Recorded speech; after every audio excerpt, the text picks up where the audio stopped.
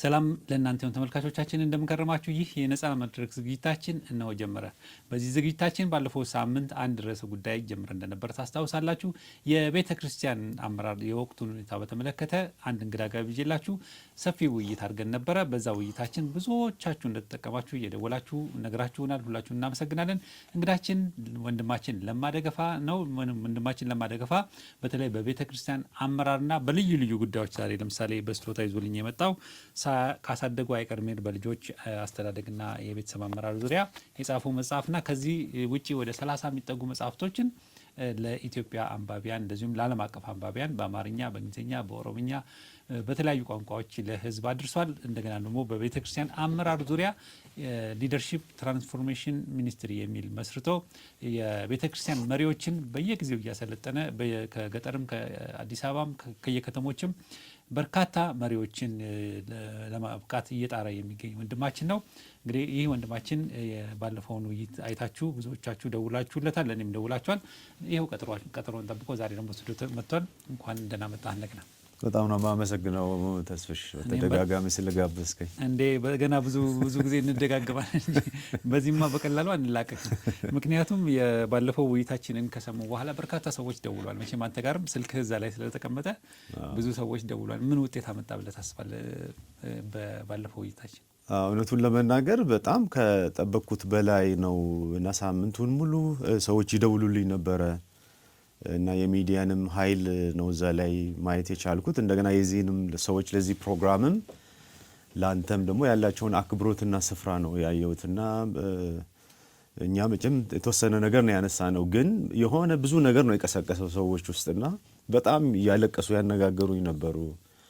በጣም የተበረታቱ ሰዎች ነበሩ።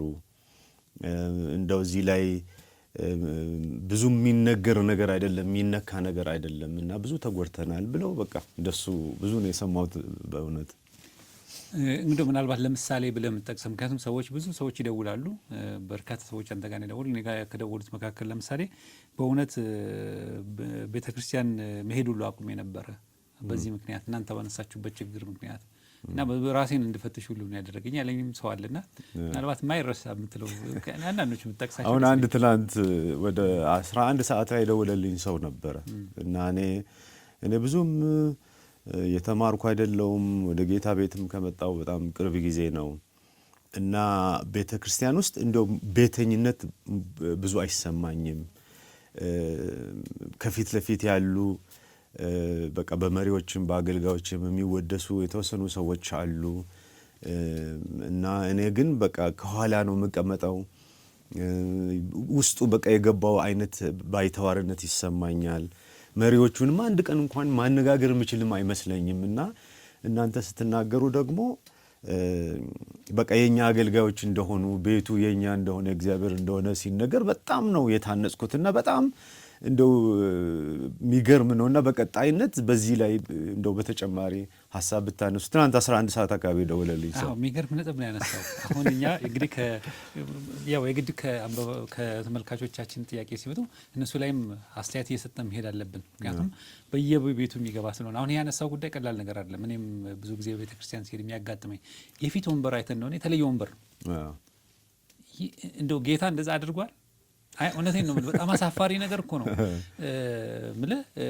አገልጋይ ሲሆን ባለፈው አንስታል አንተ ለምሳሌ አገልጋይ አንተ መጽሐፍ ላይ እዛ የጻፍከው መጽሐፍ ላይ ምንድነው እግር የሚያጥብ ማለት ነው እንጂ እግሩ የሚታጠብ ማለት አይደለም። እነዚህ ግን አሁን ምንድነው አንዳንዴ ሰዎች እንኳን ሲቀሩ ሰው የሚቀመጥበትም የለም። ይህንን አይነት አስነዋሪ ልምምድ እንደው ሳይገባ የቤተ ክርስቲያን ውስጥ የገባ ነገር መቆም አለ። ምክንያቱም ድሆችን ወደ ኋላ ሀብታሞችን ወደፊት የሚያደርግ ነገር እናያለን። እዚህ ላይ አስተያየት ሰጥተህ ብታልፍ ደስ ይለኛል። ትክክል ነው። መቼም እንግዲህ በዚህ ዓለም ላይ ካሉ ተቋማት ወይ አደረጃጀቶች ወይ ደግሞ ማህበራዊ መስተጋብሮች ሰውን እኩል ገጽ ላይ የሚያስቀምጥ ቤተ ክርስቲያን ብቻ ነው። እግዚአብሔር እሱን ነው ያደረገው እና ሁላችንም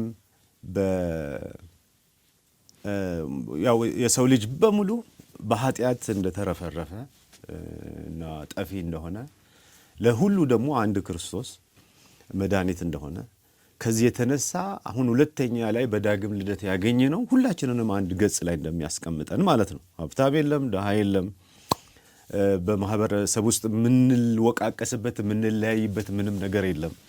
ስለዚህ ሰው ቤተክርስቲያን ሲመጣ ያንን ክብር ማጣጣም መቻል አለበት እውነቱን ለመናገር። ይሄ ደግሞ ሁሉን ነገር ነው የሚመለከተው ማለት ነው። የምንስተናገድበት መንገድ፣ የሚሰጠን ስፍራ ያ ነውና መቼም አንዳንድ ጊዜ እንዳልከው እንደ ወደፊት አካባቢ ያለው መድረክ አካባቢ ያለው ነገር በጣም ያሸበረቀ የደመቀ ወደ ኋላ ያለው ደግሞ እንደ ሁለተኛ ዜጋ የሚያደርግ ነገር ነው። መቼም ሁሉንም በአንድ አይነት መቀመጫ ይሙሉ ማለት ሳይሆን ግን ያ አስተሳሰብ መስተካከል ያለበት ይመስለኛል። እንደውም እኔ አሁን ሽምግልና ውስጥ አለውና ሽማግሌዎችን እመክራለሁ። እንደው ከፊት ከመቀመጥ ይልቅ ከኋላ መቀመጥ ለማየትም ያግዛል እላለሁና ከፊት ጥሩ ነው ለመታየት፣ ግን ከኋላ ደግሞ ለማየት ይረዳል እያልኩ ወደ ኋላ ለምን አንቀመጥም? እኔ ብዙ ጊዜ ወደ ኋላ ነው መሪዎች ነው ወደ ኋላ መቀመጥ ያለባቸው ህዝቡን እንዲያዩት ማለት ነው። ይሄ ቁጥሩ አባባልኩ ነው። ምክንያቱም ከኋላ ስትሆን ማን ገባ ማን ወጣ ማን ተጎዳ እንደው ሲመጣ እንኳን አዝኖ የመጣውን ሰው ታይና በኋላ ታጽናናዋል። እንደ መሪ ከኋላ መቀመጥ በጣም ይሄ ጥሩ ሀሳብ ነው። እኔ በጣም ጥሩ ነው። መልእክትም ይልካል ለሰውም ማለት ነው። ህዝብን ማስተናገድ፣ እነሱን ሙሽራ ማድረግ በቃ ውጪ የተናቁ የተጠሉ እግዚአብሔርም ሰውም የተዋቸው የሚመስላቸውን በቃ ፊት ለፊት አድርጎ ጀግና አድርጎ እንግዳ አድርጎ መቀበል እንዴት አይነት ክብር መሰለ! እሱ ክርስትና ነው፣ እሱ አገልግሎት ነውና እሱም ጥሩ ነው ለማለት ነው። ጥሩ ነው ብቻ ሳይሆን መጽሐፍ ቅዱሳዊ ነው እንጂ እውነት ነው። እዚህ ያዕቆብ መጽሐፍ ላይ ያዕቆብ ምዕራፍ 2 ላይ ያለውን ነው ያነሳው እኮ። የተወዳችሁ ወንድሞች ወይ ስሙ፣ እግዚአብሔር በእምነት ባለጠጎች እንዲሆኑ ለሚወዱት ተስፋ ስለ እነርሱ የሰጣቸው የመንግስትን እንዲወርሱ የዚህን ዓለም ድሆችን አልመረጠምን? እናንተ ግን ድሆችን አዋረዳችሁ ማለት ይሄ እንግዲህ ኋላ አስቀመጣችሁም ጭምር ነው። እውነት ነው። አዋረዳችሁ። የቤተክርስቲያን መሪዎች ስሙ፣ ድሆችን ኋላ ማስቀመጥ ማዋረድ ነው። ባለጠጎች የሚያስጨንቋችሁ አይደሉም። አሁን ገንዘብ ሰጠው ብሎ ቤተክርስቲያን ውስጥ አይታላል። በቃ ሁሉ ነገር እኔ በዚህ በኩል በዚህ የሚል አለና በገንዘቡ ብቻ ማገልገሉ ሳይሆን ከዛ የሚሆንበት እንትን አለና አይደሉም።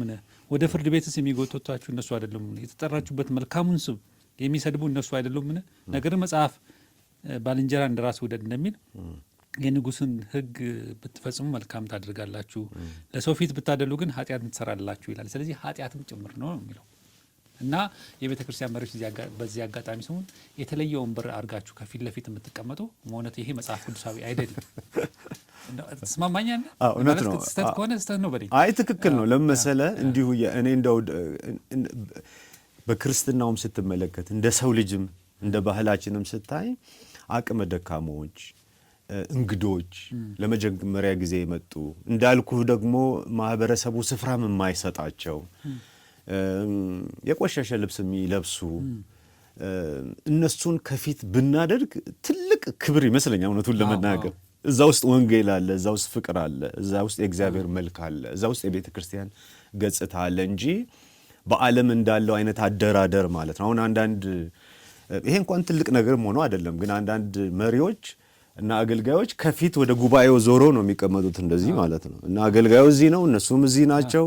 አየህ ዝም ብሎ ለሁለት ይከፍለዋል ጉባኤውን እና ሁሉም ሰው እዛ ተቀምጠው አገልጋዮች ብቻ እዚህ ቢሆኑ ነው ጥሩ የሚመስለኝ እኔ እውነቱን ለመናገር። እና ይሄ የተለዩ የተሸለሙ ወንበሮች እንግዲህ አንዳንድ በናይጄሪያ ቤተክርስቲያናት አካባቢ እሱን እናያለን። በቃ እሱ እኮ ከባህላቸው የመጣ እኮ ነው። በባህላቸው ለሰው ይሰግዳል። እኔ ባይኔ ያየሁትን ነው ከእሱ ጋርም ሰርቼ ስላየው በባህላቸው ይሄ ገዢ የሆኑ ንጉስ ምናምን የሚባሉ አሉና ይሰግዳሉ በመሬት ላይ ተነጥፈው ለጌታ እንኳን ሰው እንደዛ ሲሰግድ አላየሁም። ያንን ወደ ቤተክርስቲያን አምጥተውታልና ቤተክርስቲያን ውስጥ ደግሞ ሲያደርጉት በቴሌቪዥን ስለሚታይ መጀመሪያ ነው ያለ ቴሌቪዥን ያየነው። አሁን እሱን ነው ኮፒ የተደረገውና ይሄ በእውነት ዓለማዊ እንደውም በጣም ከገንዘብ ጋር የተያያዘ ነገር ልምምድ ነው ብዬ ነው የማስበው። እና እንዲህ አይነት ነገር ቢቆም ጥሩ ነው ብለን እንመክራለን።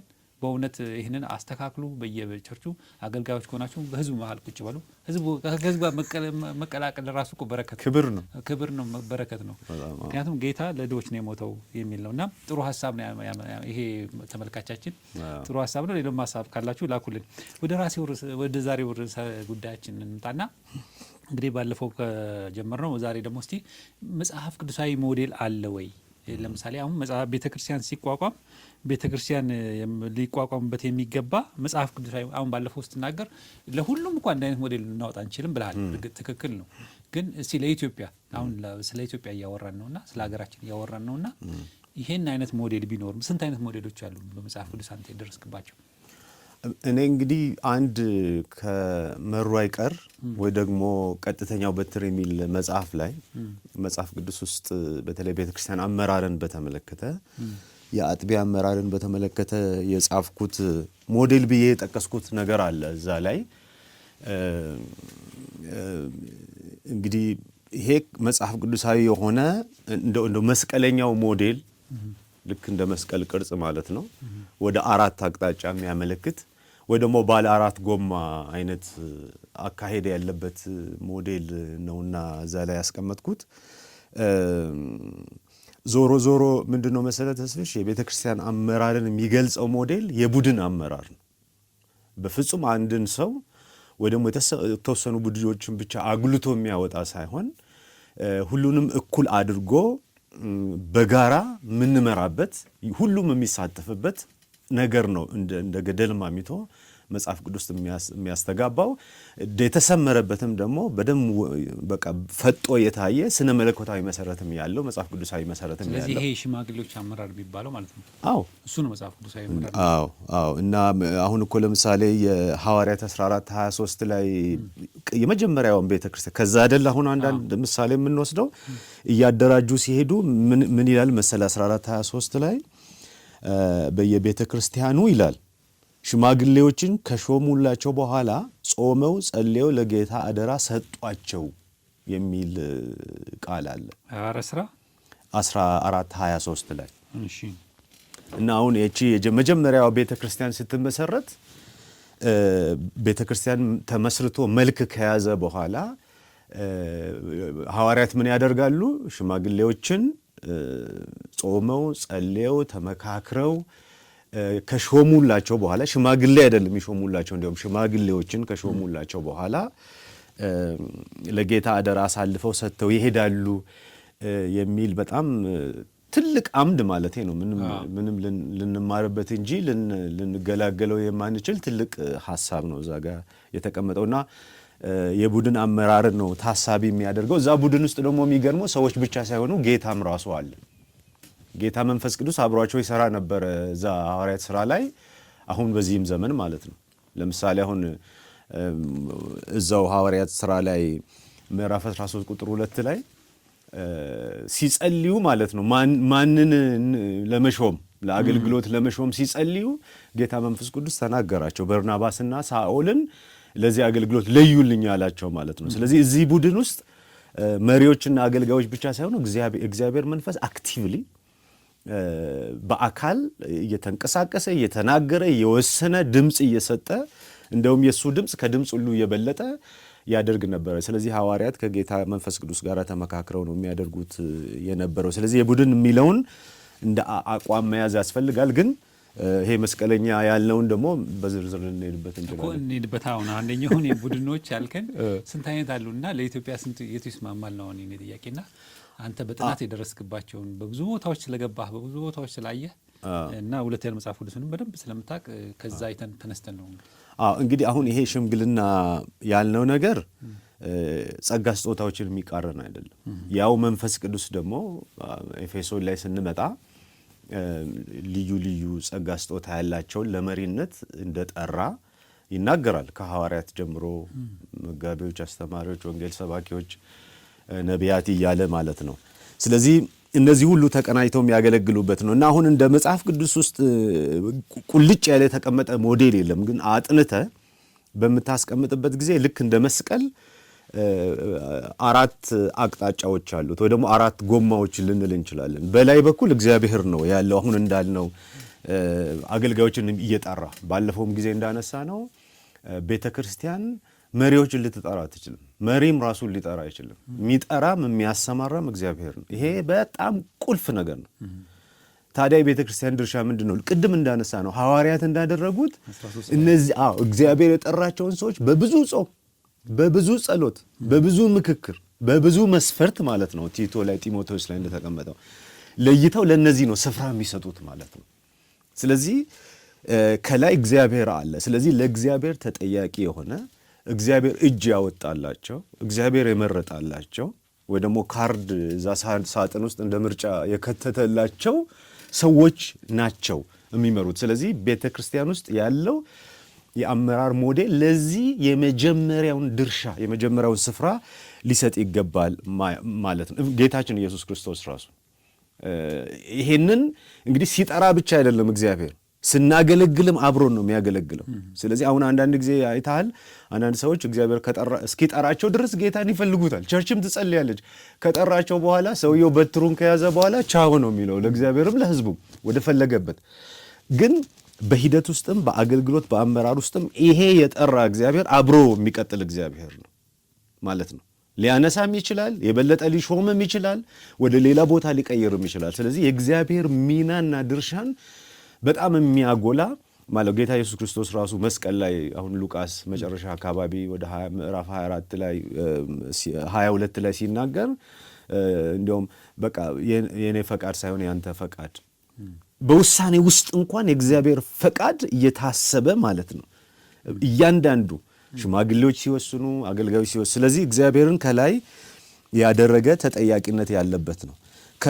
ከጎንና ጎን ደግሞ አማኞች አሉ። አሁን በጣም ደስ የሚለኝ መጽሐፍ ቅዱስ ክፍል ከፈቀድክልኝ ባነብ በጣም ደስ ይለኛል። እሱን ካልያዝን ምን ውይይታችንን ዋጋ የለውም። እንግዲህ የእግዚአብሔር ድርሻ ጠርቶ ፊሽካ ነፍቶ ዞር ማለት ብቻ አይደለም። ይሄ በጣም መሰረታዊ ነገር ነው። ስለዚህ ተጠያቂነት ለሱ ተጠያቂ ሆነው ሽማግሌም ይሁን የትኛውም ጸጋ ስጦታ ያለው ሰው በዚህ መንፈስ ነው የሚያገለግለው ከጥሪም ጀምሮ። ሁለተኛው በዚህኛው በመስቀሉ በአንዱ በኩል ያሉት አማኞች ናቸው። አሁን ይሄንን በጣም እንደው መሪዎች ቢያጠኑት ቢሰለጥኑበት በጣም የምመክረው ቃል ነውና አንደኛ ጴጥሮስ ምዕራፍ 5 ከቁጥር 1 እስከ 5 እንደዚህ ይላል። በእናንተ ዘንድ ያለውን የእግዚአብሔርን መንጋ ጠብቁ ይላል። ለመሪዎች ነው።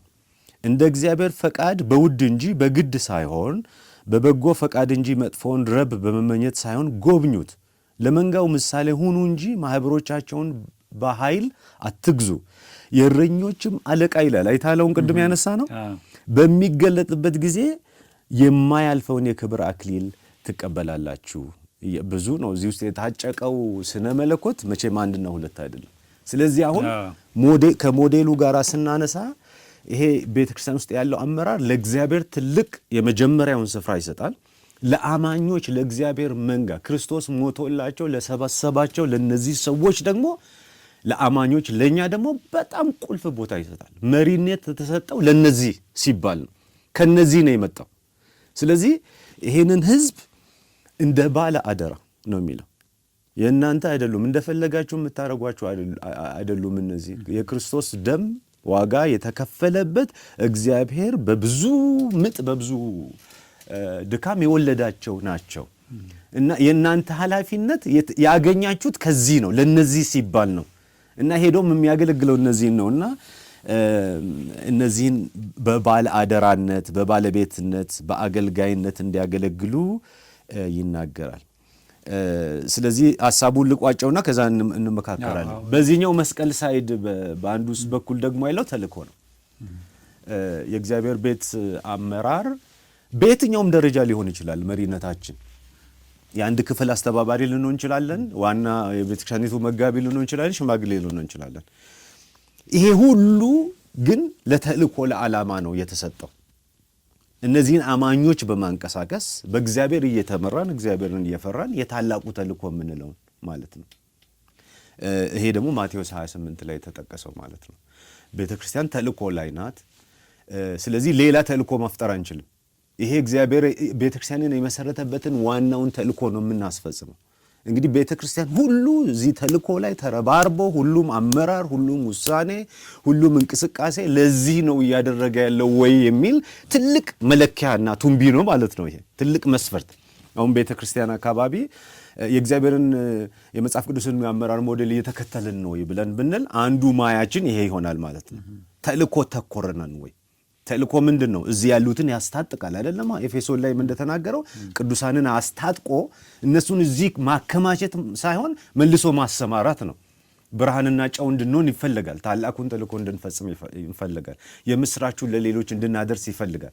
የተሰጠንም ጸጋ ለእኛ ብቻ ሳይሆን ውጪ ላሉትም ጭምር ነው። ስለዚህ በዚህኛው በመስቀሉ ሳይድ በኩል ደግሞ ይህ እሱ ነው። ስለዚህ ቤተ ክርስቲያን ብዙ ጊዜ ላኪም አይደለችም። አሁን አንዳንድ ቤተ ክርስቲያናት አይተህ እንደሆነ አንዳንድ ሰዎችን ይልኩና ይረጋጋሉ። ቤተ ክርስቲያን ላኪም ሳትሆን መልእክተኛ ናት። ራሷ ሙሉ ነገሯ እንደ መልእክተኛ ነው መኖር ያለባት። ስለዚህ ይሄ የማከማቸት ሳይሆን አስታጥቆ የማሰማራት ኃላፊነት ላይ የሚያተኩር እዚህ ቤተ ክርስቲያን አይደለም መዳረሻው ማለት ነው። የነገር ሁሉ ጅማሬና ፍጻሜኛው አይደለም፣ እዛ ውጪ ያለው ነው።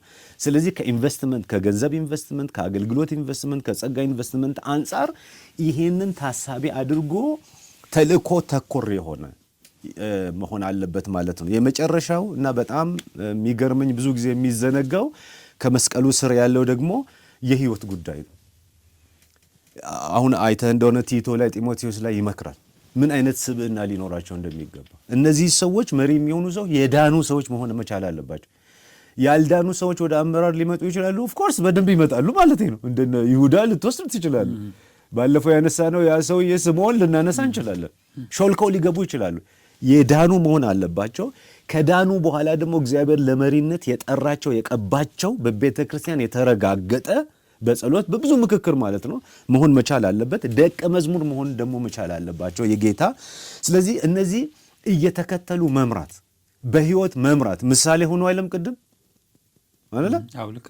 ዝም ብሎ ከላይ ሆናችሁ መደቆስ፣ መመሪያ መስጠት፣ ውሳኔ መስጠት አይደለም። አጀንዳ ላይ መወያየት አይደለም።